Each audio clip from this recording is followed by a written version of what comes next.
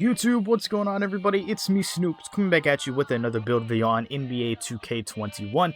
As you guys can see, we have a shooting guard this time. We're aiming for a usual, just like average sized shooting guard here. We're not going to do anything toxic like a 6'9 shooting guard that can, you know, post score and play make and all that stuff and be like an overall just like a GOAT 99 stats on everything. Nope, that's impossible for one, and for two, that's called sarcasm. But anyway, we're going for a shooting guard here. You guys already know what we are going for because of the title, but I'm going to show you guys a little bit of an example of how this build works, because I know a lot of you are probably thinking how this build works and how I build it. We're using this specific pie chart here, and that's the only reason why I get Hall of Fame finishing and not Hall of Fame shooting. It's just because of this one right here. And the same thing works for every single one of them. So you get like Hall of Fame shooting, no Hall of Fame finishing. You get Hall of Fame shooting, no Hall of Fame playmaking. And also this one right here is actually really good. On a point guard, if you make an average size point guard, you can actually have this build, especially if you make them 6'4", where you can actually get an 86 plus ball handling at 6'4", or you can go to 6'5" and get at least like an 84 ball handling, and you can still get really good 3-point stats, 90 plus three-pointer, mid-range, all that stuff, and it's really good. 27 badges when everything is maxed out on shooting, and then I had about 18 badges for playmaking. But 27 badges, that's almost like a pure shooter with all those Hall of Fame badges that you can use, and you don't even, like, here's the thing, you're only missing 3 badges, so it's almost like it is a pure, because that's the only thing that's Hall of Fame is shooting and not Hall of Fame playmaking at all. So it's like you're a pure shooter with just a little extra playmaking this year, which is kind of nice. But enough of that. We're going to go into this one right here, where it's the majority finishing over shooting. And the only reason why is just because you're going to watch. You're going to look how amazing this is actually going to be. Taking a look here, we're going to pretty much just do all of this, getting 21 finishing badges. Now, what we're going to do is we're going to do free throw, three-pointer, and mid-range, but instead we're going to have free throw at an 80, giving us 13 shooting badges, which is actually pretty good for a majority, like, blend, I guess, build. Then, of course, pass accuracy and ball handling both going to be maxed out, with perimeter, lateral, steal, and defensive rebound all being maxed out right there, giving us 5 defensive badges, 13 playmaking, 13 shooting, and 21 finishing. So if you take a look at this, decent amount of badges here, guys. Definitely a decent amount of badges.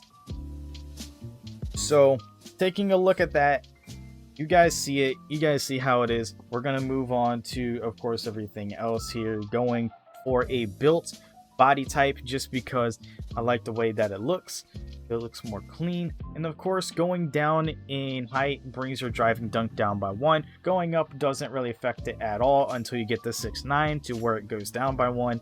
So there's completely no point in going up or down unless you want the ball handling at 6'4", but there's still no point to that.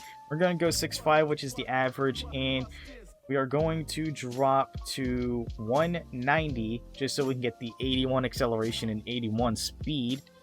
Or you can go ahead and drop it back down to a 196 if you don't want the other stuff that's dropped with it, or like the extra strength that's dropped, I should say. So 196 to about 190 should be where you are at with weight. At least I recommend it. But then with wingspan here, what you're going to do is you're going to max out your wingspan. And the only reason why I say max out your wingspan or drop it down one more tick is just so you can keep, like, you'll have a 75 plus three-pointer anyway. But with this right here, with your wingspan maxed out completely, you get a +3 to your driving dunk, which means you get an 84. That's pro contact dunks off the rip. +4 to standing dunk, that's a 48. +3 to post hook, that's a 94. 91 driving layup, that's not touched at all. And 91 close shot, which goes up by a +3. You're going to lose 1 ball handling, but that's okay because you still have a 79, which is still pretty good. and you get your +2 to perimeter, +1 lateral, +3 steal, and +3 to defensive rebound. So it's still pretty good looking stats here. Your three-pointer and mid-range goes down by 4, but you still have a 75 plus on both of those, which is actually kind of nice.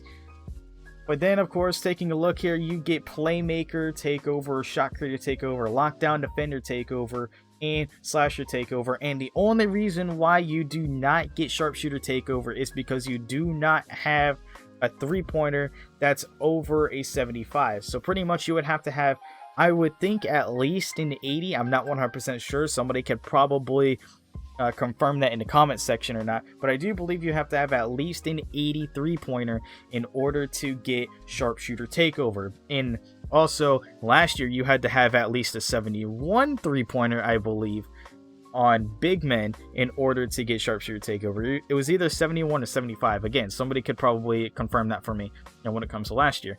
But for this sake, we are actually going to go with slasher takeover, because why the hell not?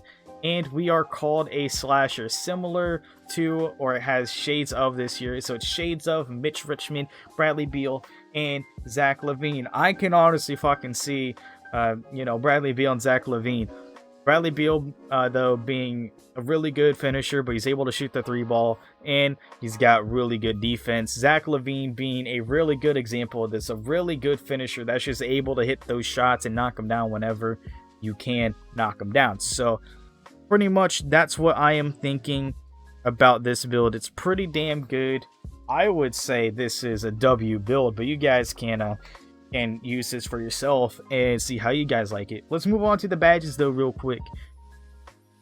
99. If everything's the same how it was last year, just remember when you get to a 99, have all these stats but then +4 on them. So take all these stats and add a +4. You're going to have a 79 three-pointer, an 81 mid-range. That's still going to be pretty good. And then adding on to your physicals +4. So you're going to have an 85 speed, 85 acceleration, 88 vertical. It's still going to be pretty damn good. But it's not as good as it was last year, obviously, because they have changed a lot when it comes to the physicals and the attributes and everything. Minimizing your weight doesn't really bring your vertical up like it does last year and all that stuff. But it's whatever. Clamps on gold, silver intimidator, these are what I definitely recommend. Playmaking here. Playmaking definitely need that quick first step. Quick first step is definitely going to be important. You're a guard, so I definitely recommend Dimer, and Bailout is definitely going to be pretty good. Needle Threader on at least silver, just so then you can also get some other badges, stuff like that. Also, another thing that I noticed is that for shooting guards, you do not have Space Creator. And that's one thing that I probably should have recognized from last year, if that was a thing last year.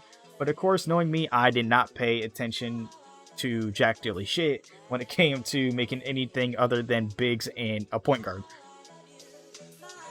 So in this case, what we are actually going to do is we're going to use this to have Unpluckable on. Unpluckable is definitely going to be very, very important.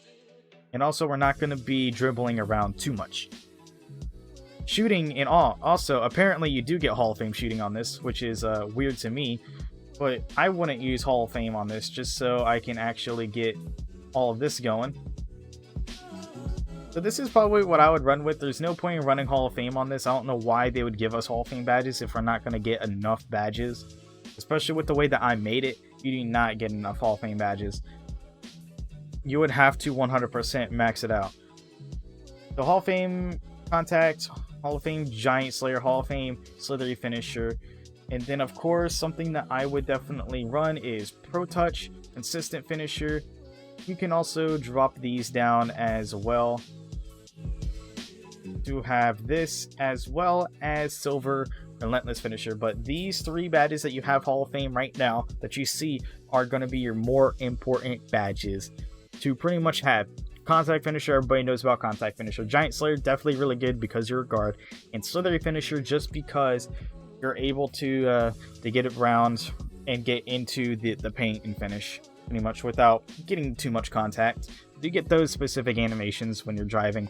Acrobat, just in case you have like a switch and stuff like that, because it says spin, half spin, hop step, euro step, cradle, reverse, and chain shot layup attempts receive a significant boost. So in this case, if you do happen to like do like a dunk or whatever, but then it switches to a layup, then that acrobat badge will pop whenever you make it, if you make it. So that's really, really good. But these are all the badges that I would recommend for this build.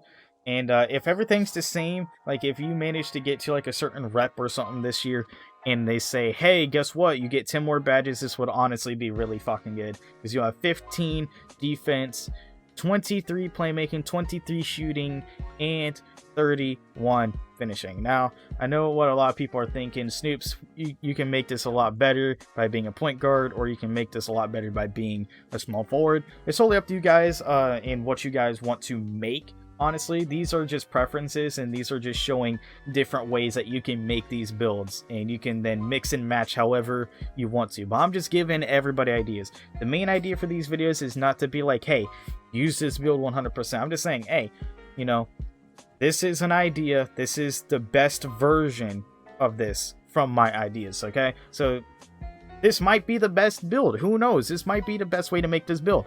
My title ain't lying. But what you should know, definitely should know, is that you don't have to use anything that I mentioned. You don't have to use any of the badges that I mentioned. Just keep that in mind. And also, any jump shot, really. I was using Damian Lillard's earlier, just because I had, like, my similar Damian Lillard build. But, yeah, let me know what you guys think of this build in the comment section below. Make sure to leave a like if you did enjoy. Hit that subscribe button if you are new to the channel. Hit that bell notification icon as well.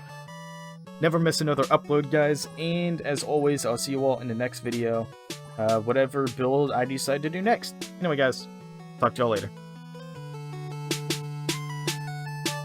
Bitch, start tripping, now I'm blue. Mega man, I can't win for losing, cause I got too many haters, man. Used to be the paper boy, grew up now I'm Mega man. Player 1, player 2.